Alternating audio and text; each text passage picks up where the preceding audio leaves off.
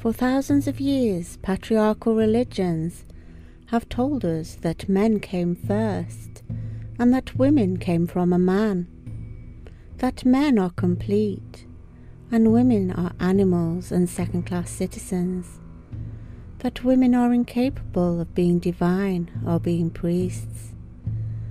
However, before we had patriarchy, we had matriarchy. All the ancient tribes were led by women.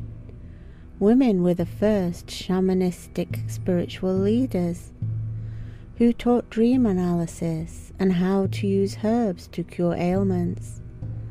They were also completely in tune with nature, their bodies following the 13-month cycles of the moon, menstruating during the dark moon and at the most fertile in the full moon.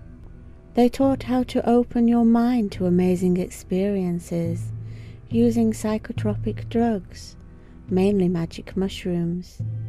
This led to mushroom adoration in some tribes as part of their various nature worship activities. The priestesses taught about the different seasons and the movements of the sun, moon, and the planets. They could predict when things were going to happen by closely following these teachings. These women would produce female clones of themselves using Parthenogenesis. Special ceremonies would be carried out to achieve this under the full moon. The women knew that they were the most fertile during the full moon, and so called it being impregnated by the moon goddess. Celebrations would happen at certain times of the year, mainly Beltane, as this was supposed to be the most fertile time of the year, not only in nature but in their own bodies, which are part of nature. The first male was born after a mutation on one strand of the sex chromosomes. Humans have 23 pairs of chromosomes. 22 of these are equally matched. The exception, pair number 23, the sex chromosomes, are matched in the female as XX and mismatched in the male as XY. We say mismatched because the Y chromosome is shorter than its matching X chromosome. The Y chromosome has been called the male chromosome, and the X chromosome has been called the female chromosome. These names are not completely accurate descriptions, but they have found their way into common usage. Because the Y chromosome is shorter than the X chromosome, and is found only in males. Some genes present on the mismatched X chromosome are present without any matching alleles. Thus, genetic defects on the Y chromosome affect only males. Females have complete and matching DNA strands, however males don't. Because women have two complete strands, they can become balanced and in tune with nature very easily. When trained, their bodies again naturally line up with the lunar cycles. They can easily learn how to open all their energy centers, or chakras, and become enlightened. Unfortunately, most women have forgotten how to do this, because the teachings have been purposely hidden from us.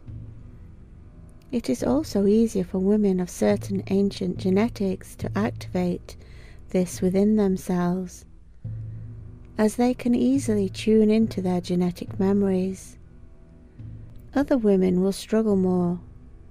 Please find out more about genetics in my book, Secrets of the Serpent Bloodline, and the other videos here on this channel. A male, however, is missing some of his DNA, and to activate this within himself, he needs the help of a priestess, a woman with fully open chakras. The priestess is trained in Tantric arts and knows how to pass the energy onto the man under certain conditions, and the male has had training in how to receive this energy. Once he has received this energy, this will replenish the shortened strand as the Kundalini energy goes up his spine and activates his pineal gland. Again, men of certain genetics can do this much easier than others. After many years of males being born, some of them decided they did not like women having all the power over them.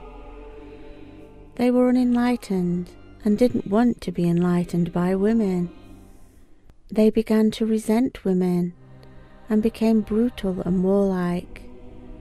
They raped the priestesses and stole all their teachings, and then destroyed all evidence of it, so that women would no longer be able to know the truth about their own bodies and the divine qualities of them.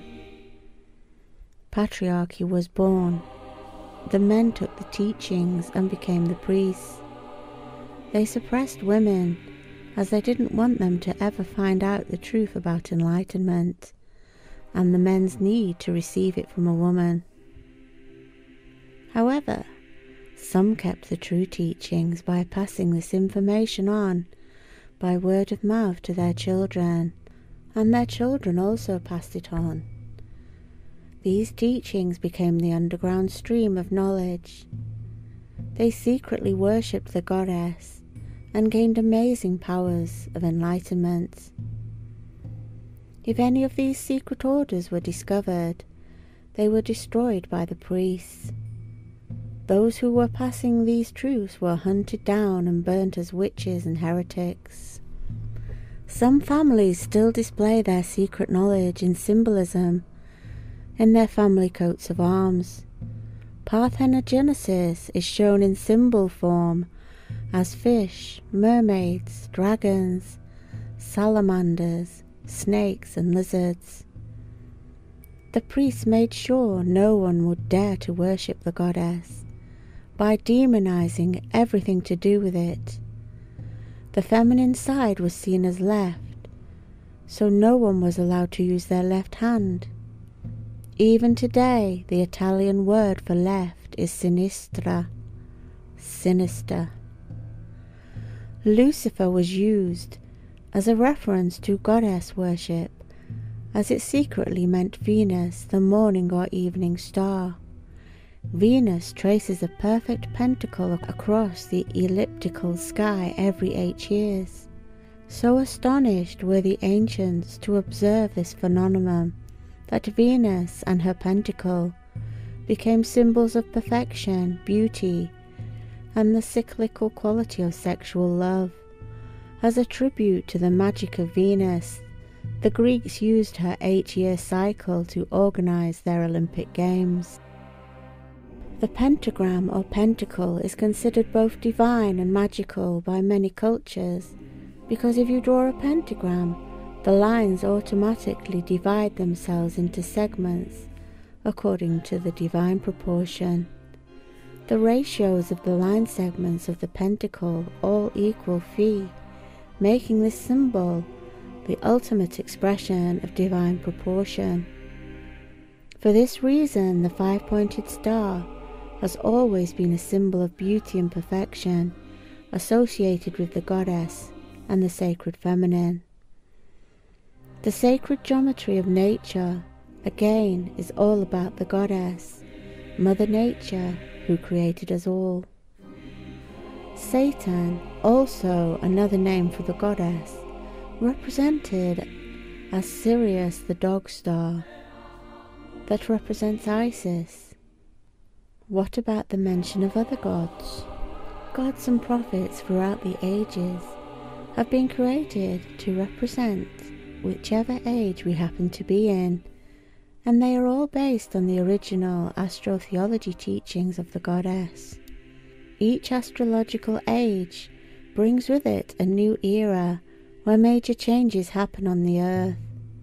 Sumer, Mesopotamia era, was in Gemini. This is why we have stories about twins, one good, one bad, who battled to control the earth. These gods and prophets are all allegory for astrotheology. The priests wrote the Bible and myths all based on these, but then told people it was evil to look to the stars for answers. They did this to keep you dumb and unaware, while they used the lies to control everyone. The divine feminine is returning, and we will at last have the truth revealed. At last we can have equality and harmony, where women no longer have to be suppressed, and men no longer need to feel threatened by women, because we will work together to bring balance.